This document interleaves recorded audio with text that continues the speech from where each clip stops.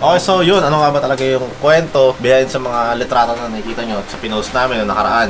Kagabi, nagkaroon kami ng team training, tapos may mga pumuntang underground players, which is yung larong pulsuhan. At sa hindi namin inaasahang kadahilanan, nagkaroon kami ng nakakatawa. Hindi ko alam kung nakakatawa to, pero kakaiba kasi siyang klase ng injury. Hindi ko alam kung masasabi ba natin injury to, pero usually, kung magkakaroon man ng injury sa arm wrestling is either sa braso, muscle, bones, or ligaments. Pero ito, nakakagulat kasi unusual siya. So nagkaroon tayo ng aksidente, pero hindi sa mga nabanggit ko, kundi nagkaroon tayo ng aksidente sa ngipin. So ang pinaka-nangyari talaga is tumama yung ngipin ko sa dulo ng table. So kaya naisip din namin siya na i-vlog talaga. Actually, mga teammates ko na rin yung nagsabi na para maging aware din yung mga ibang athletes na posible yun mangyari at maiwasan din. So, maging lesson learned din sa lahat. Kasi ako personally, sobrang taas ng stress levels ko kagabi dahil nakita ko yung itsura ko sa salamin. Actually, hindi ko inisip yung sakit eh. Inisip ko talaga yung itsura ko na parang, shucks, hindi ko kaya tumagal ng ganito. Nang gabi na nga na yun, parang gusto ko na pumunta ng dentist. Ang problema, wala. Talagang tiniis ko muna, nag-mask muna ako. At di na ako kumain eh. Ngayon na lang ako kumain kasi kagabi, sobrang taas ng stress levels ko eh. Pangit na itsura ko nun. Nakatawa yung mga tropa ko kasi natawa rin sila eh, sa itsura ko eh. Chini-cheer up din naman nila ako kasi sabi nila, di, madali lang yan. May mga experiences na rin daw silang ganyan, parang pasta-pasta lang naman daw, so madali lang.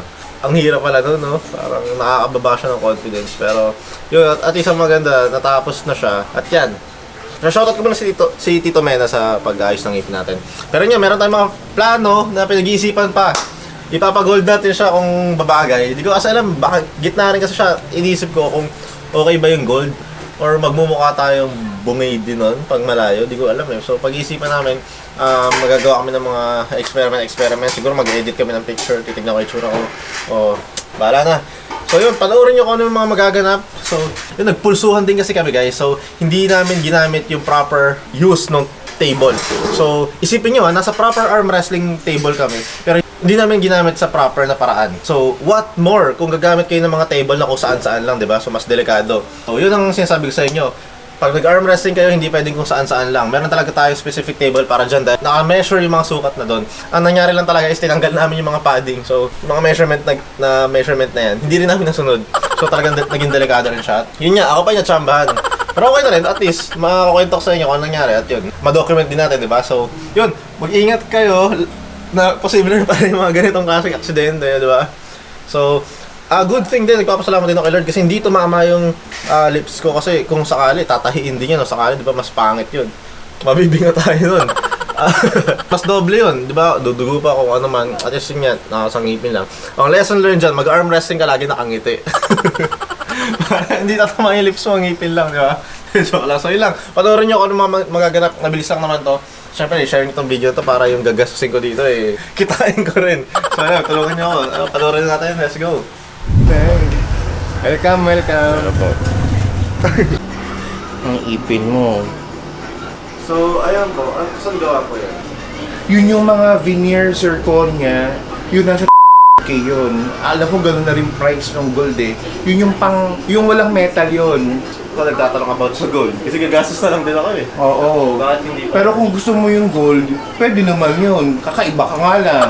Pero kitang-kita yan. Yun ang tatak mo. Normally, ang gold, nagre-range. Alam ko kayo ang rate nun, ang charge nun. Hindi naka-anesthesia, wala kang mararamdaman. Guys, bagay kaya sa atin yung gold teeth. Pero as of now, meron po tayong temporary option. Para sa shoot ko lang. Yun lang, yun. Mag-ano tayo, para composite ano tayo. So, pasta. Pasta. So yun guys, binigyan tayong dalawang options kasi meron nga tayong event mamaya. So, mamaya ko lang ako kwento. Ang laki pala niya. Gusto po tayong order ng gold. May mga laboratory kami. So guys, yung iniisip ko, kung gagastos na lang din tayo, pag-gold na natin, no? Permanent naman daw eh. Kung sawa ka na, tanggalin natin. Gagastos ka na naman. Ngayon po, nangingilo na siya. Parang nung pagising ko, pero para na lang mas matibay, ididikit ko na lang muna sa tabi. Pero huwag ka mag-floss, saka magtututing ha. Kagat nga, Sean. Pag pinakagat kita mamaya, ganyan yung kagat ha. Makakapal na ba?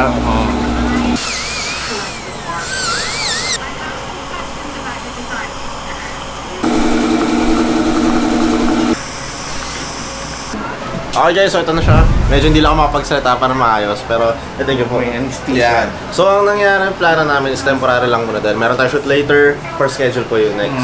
Ayun na po yung jacket. Or, pero balik tayo po sa good.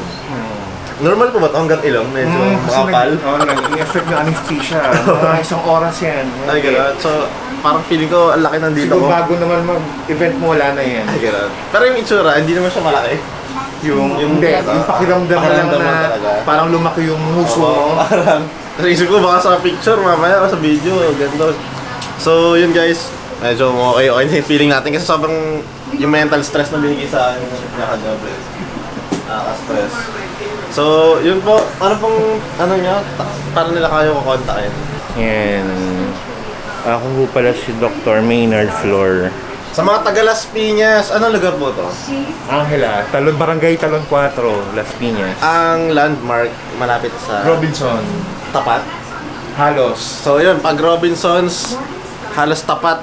So alam niyo na, mga taga Las Piñas. Or pwedeng dayuhin nyo na to sakali, di ba? Kung magpapayos kayo ng ngipin. So abangan nyo, gawin natin yung part 2, yung, kung ano yung next part, jacket ba or yung sa gold, tingnan natin. Thank you po ulit. Para po bagay niya. Yeah.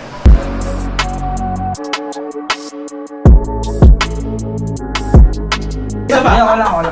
Bakit pinipili na tinatablan niya? Okay, Sean, go! Wala padding, Sean. Testing nga. Kung may Wala padding. magagat. Ito padding ano? Ito. Teka lang. Para hindi maano kamay na. Siko? Ay, ito na. Ito na, ang underground secret. Ito, shot na lang. Okay. Ay ka na. Go! Tumutapol. Ito yung backline shot talaga. Special edition. Pero hindi mo makakaiba dyan eh. Sean? Yes. Ay ka na. Go! Okay. Yung. Good. Okay, Yan, pwede naman yung high posting kasi mabilis ka naman tsaka back pressure eh. Ayan. 1, 2, 3. Hila ka, pwede yun! Pwede naman tagayin eh, pustahan eh. Diba? Hindi naman naging over eh. Pwede yun? Pwede yun, ang gusto hindi, kasalanan mo yun, ba't hindi mo binatay? Ay, lang, hindi ako. Yun lang, yun. Feeling ni mayroon si Sean. Bomba. Huwag lang maghahawak ng kamay, yun ang bawal. Magiging over. Yung nangyari sa kaliwa ni Lesion, Oo nga eh. baka binahawakan ng tao eh. Oh my God, naging over yung Hindi, kaliwa. sinungkit ko talaga yung kamay. Hindi, Hawak mo? pala yan, oo. Yun. Hindi. 1, 2, 3. Sama. Yun. Hindi. 1, 2, 3. Ano? Mama.